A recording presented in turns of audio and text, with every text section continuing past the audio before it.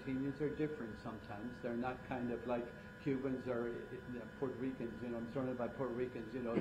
They're a little bit more laissez-faire. He was very Italian too, so he would kind of be very straight with you when you ask questions. But I mean, he was a joy to be around because he just kind of, it beamed, everything he did was kind of like with joy. It wasn't kind of a headache. You didn't feel. Other popes, you know, Benedict was a lovely person, but very quiet and very timid, a teacher. But he was the one who would kind of point to you and ask that very important question. Francis just was bubbly, but sometimes he would kind of point to you, you know.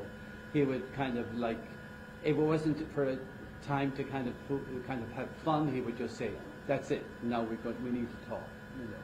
He'd chit-chat and so forth. So that's kind of like just to let you know. So with that spirit, we welcome you and thank you for being here today. And whatever message we can get across to you and whatever way we can make your life easier, we will try to do it. Okay? Bishop, during your mass, you spoke a little bit about the last time you saw Pope Francis. Yeah. When was that, and what did you take away from that last meeting? Well, you know, you meet different popes. And when the last time I met him, yes, it was very businesslike because it was our ad limina meeting. We go every 5 years and we go to Rome. But he didn't make it business. He made it personal for you. He would ask questions, what's happening in Orlando? What are the people thinking? You know, he wasn't kind of asking you how many people were converted, how many people went to church. It was none of that. It was all about what you personally experienced in the people you ministered to. And that was his whole goal. Are you ministering to the people? Do you know the people? And that's the thing he would say. Oh, I don't want to know statistics. I want to know what you know. You know. So it was very personal, you know, and he knew that's what he did. You know, in Argentina, he lived with the people. He went on the train, he went on the subway. He kind of wanted to make sure you were doing the same. Not that I go on the subway here, I go on the train, or go on the bus occasionally downtown, but that's about it, you know. Most of the time I drive my own car, that kind of thing. So that was my last impression with him.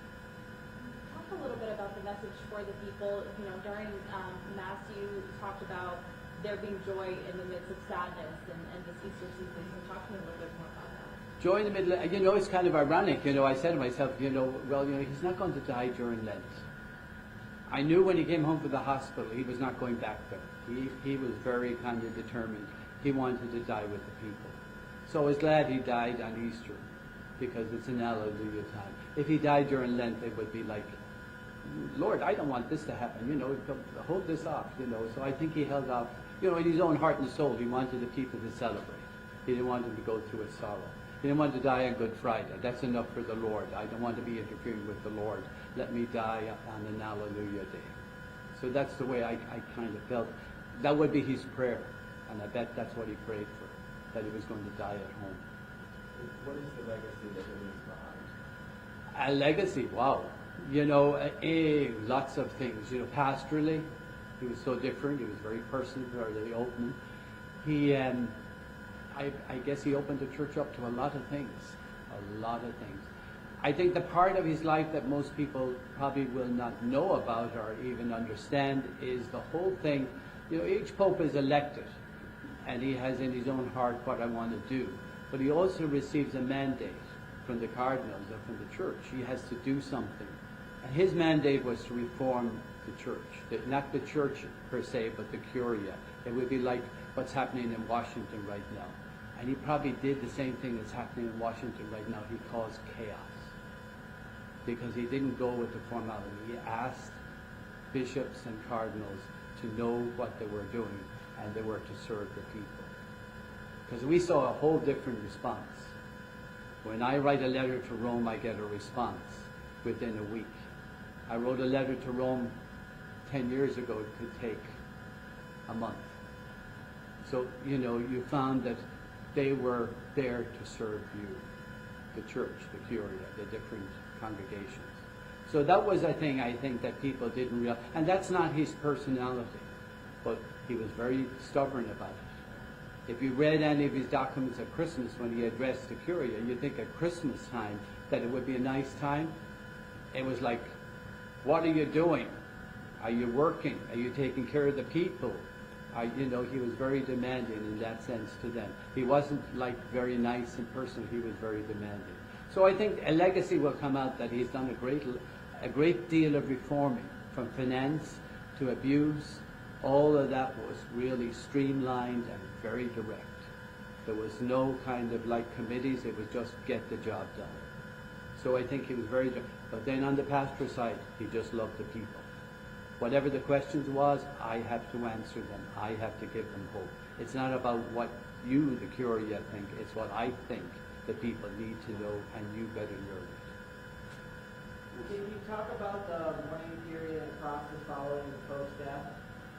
I'll let one of my guys, who wants to try that? Miguel. You hear me all the time now. You better hear these guys. My name is Miguel Gonzalez, Father Miguel Gonzalez, Miguel-Gonzalez, in case you want to. And he's the rector of the cathedral. And I welcome you all to St. James along with Bishop Noonan. Yes, I'm over here. Along with Bishop Noonan, I welcome you to St. James Cathedral. What's going to be happening now, there's going to be a period of mourning, as you all know right now. That's where we're at right now. And then in the next 6 days, we'll have a better sense as to when that funeral is going to take place. The cardinals right now are already beginning their journey to Rome to gather with the other brother cardinals to take part of the funeral services. And then afterwards, then the process of the conclave, which have already begun, believe it or not, they're already putting in place everything that needs to be organized and prepared for when the cardinals gather in the Sistine Chapel for the conclave. So this is a period of mourning, of masses, of prayers, but also after the funeral, then prepare to open the doors to the successor. The only thing I will say, he has streamlined the funeral of the Pope. He's not going to be buried in St. Peter's. He's going to be buried in another church. It's going to be at the Basilica of St. Mary Major in Rome, one of the major basilicas in Rome. And St. Ignatius of Loyola, founder of the Jesuit order he was a part of, his first Mass of Thanksgiving as a newly ordained was there. So there's a special connection that he's had. And each time that he travels or returns to Rome, he always makes a stop at that basilica to make a prayer. So definitely a deep connection with that basilica. It is sort of significant in the fact that he was the first Latin American pontiff. So talk to me about that.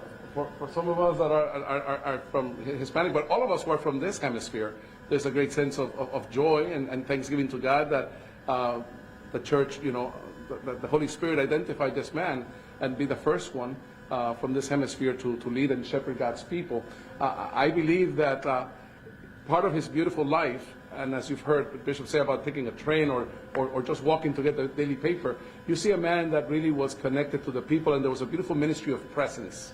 And pastorally, he was so enriched with that gift that, to me as a Hispanic, Puerto Rico, that's part of the heart of the Hispanic individual, that it's always opening the doors to welcome people, to serve people, to meet people where they're at. So there was a great sense of connection and beauty about his beautiful shepherding as a pope. Father, can you say some words in Spanish, please?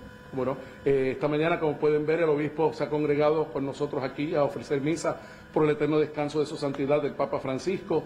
Estos son días ahora en que estaremos, obviamente, en un periodo de oración diaria, encomendando el alma del Santo Padre a Dios nuestro Padre, y luego del servicio funeral tendremos entonces el cónclave para que los cardenales que ya van camino a Roma puedan entonces entrar en la Capilla Sistina para elegir al nuevo sucesor de Pedro.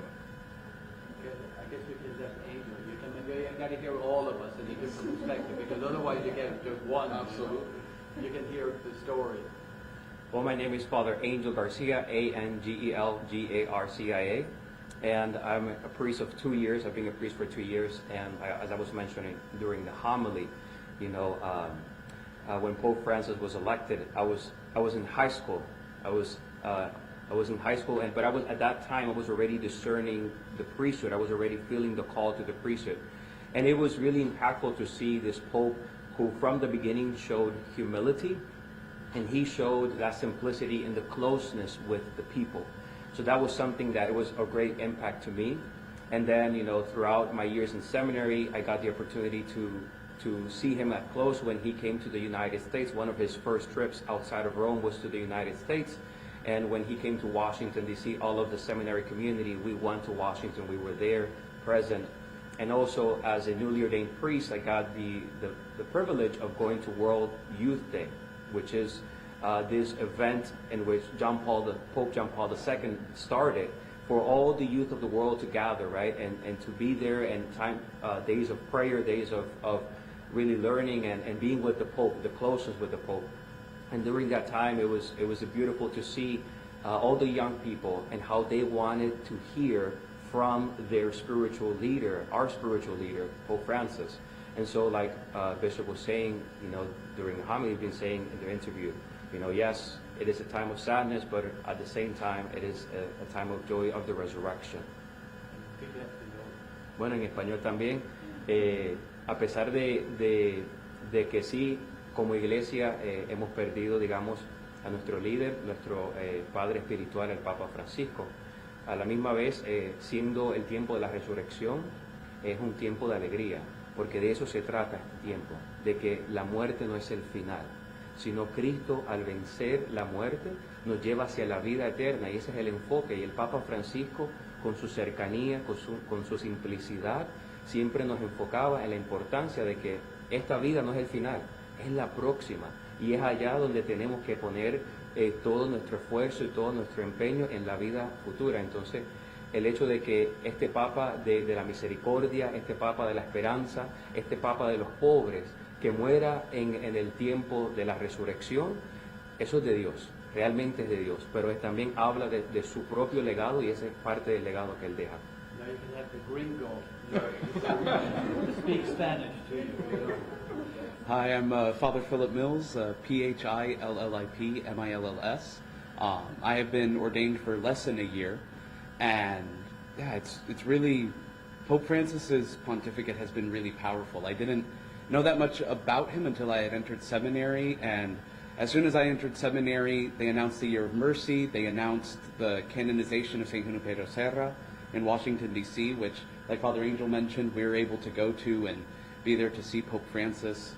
But the thing that always amazed me about Pope Francis was he never talked about God's mercy as something he was there to give to you. He always spoke about it as, like, he has received that mercy from Christ, and he wants to bring us to Christ, for us to receive that in that relationship with him. And I think it's really powerful that during this Jubilee year right now, Pope Francis, did a little change. He said, I want every cathedral throughout the world to have a special crucifix placed in the sanctuary. That's why you see the crucifix at the front of our sanctuary right there. And it's because he was, he was emphasizing the fact that we come to Christ, that Christ is inviting each and every single one of us. Todo el tiempo Papa Francisco estaba hablando de la misericordia de Dios, no como algo que él estaba tratando de dar a nosotros, pero es que Papa Francisco recibió esta misericordia del Señor, y él estaba tratando de presentarnos a nosotros la persona de Jesucristo. Él quien está invitando a cada uno de nosotros a su cruz, a su resurrección. Esa es la razón por la cual Papa Francisco mandó que cada catedral durante este año tenía una cruz especial al frente del santuario en cada catedral, porque cada uno de nosotros estamos invitados a venir a Jesucristo personalmente, con nuestra propia relación con Él. Entonces Papa Francisco nunca estaba diciéndonos, esta es la relación que necesitas tener con el Señor. Él solo estaba diciéndonos, el Señor está llamándonos. En verdad, era un testigo de misericordia. No como estaba dándonos las reglas para recibirlo, pero en verdad una invitación.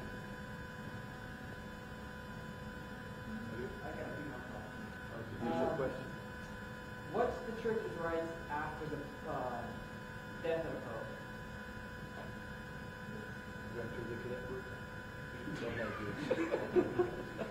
Pope? One of the things that took place immediately after passing was they shattered his papal ring. That ring, which is basically what he would do to sign special documents that would capture the official documents that the Pope signed. Immediately that is destroyed. So right now we have what is called sede vacante. It's a vacant seat right now. So we continue to move forward because the Church continues the journey, continues the pilgrimage. So until the new Pope arrives, comes to us, the bishops will continue that labor of love and ministry and service as they continue to shepherd God's people. And what's the selection process That will be the conclave, which obviously once the funerals conclude, those cardinals will gather. They'll be in the Sistine Chapel. They'll be completely disconnected from the outside world, and they will be evaluating, discerning, praying as to where the Spirit is going to lead them as they identify who that successor would be by going through those votes that have to take place. 2/3 of the vote is what would then convey to us the news that we have a new pope. Maybe mentioned about the synod, that was part of his idea, his kind of philosophy, to get the cardinals together more often. Yeah. Have you? They were in Rome in October this year, and last year they were together in Rome, just to kind of, with a lot of people, not just other bishops, lay people, the idea that they would learn about each other. Because the Pope has now diversified the cardinals so much they're from almost every country in the world. It's not any longer just the United States and Europe. They're from every country, from countries you never even believe, that we've never even heard of. Which is kind of good because it shows that the church is for the world, not for just Europe or the United States. My last one is a message to the world following Pope's death. Message to the world, I guess, Pope Francis came into the world and knelt down before the people, and he asked the people to pray for him. Never before had it happened. That he then said, as you pray for me, I pray for you. I think that's his message to the world, that he wants us to pray for him, but also pray for our world today. And I think, what appropriate during these times when we have a lot of, his whole message, his last encyclical was about the heart, change your heart. And the heart of Francis was to bring peace into our world. As he chose the name Francis, he took it to heart, an invitation from another brother cardinal, remember the poor. Remember the poor. So I think that that's what we need to be mindful of as we continue the journey with God's people, is to remember those in need, to remember the forgotten, to reach out to them with love, to the poor, to the homeless, to those who suffer. He is the son of immigrants that came to Argentina from Italy, so he knew from experience what that felt like, the struggles of that. So I think that we need to continue to be mindful of the struggles of so many people and bring hope, which again is that theme for this year's Jubilee that the Pope invited us to discern and prayerfully consider, that we're all pilgrims, not just a few, the entire world. We're all sons and daughters of God, and because we're all brothers and sisters, we must continue this journey together, helping each other and be there for each other, just in the same spirit and fashion of St. Francis of Assisi, whose name Pope Francis took. My name? Yes. Oh, yeah, my name is John, John, Noonan, Noonan. And I hate to say it, but when I was in Miami, my nickname was High Noon, so. So that's how you can know the double O in it. So anything else? I mean, these are, the people I'm surrounded with. I'm blessed with all these guys. Unfortunately, I feel like I'm a father to all these. I had this guy in school, These guys I didn't as much, but I've been with them all this time. So I'm very blessed to see what they can do today. So Jennifer, did we pass the inspection? I think so. Any more questions, guys? Tengo una última pregunta para usted, padre, si no le molesta en español. O sí, otra vez. Usted estaba diciendo, una de las cosas más importantes del Papa es que él vivió mucho como Jesús vivió su vida, ayudando a las personas que más lo necesitaban, y definitivamente dejó una huella muy grande para nuestra comunidad.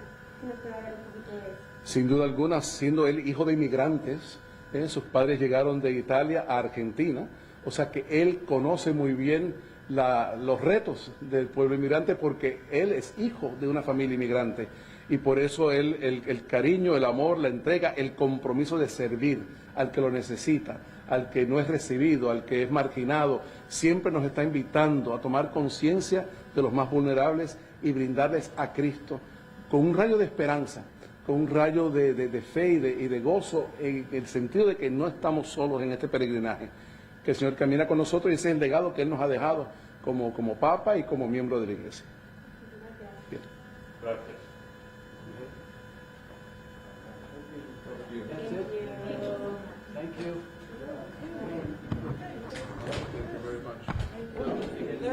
Gracias.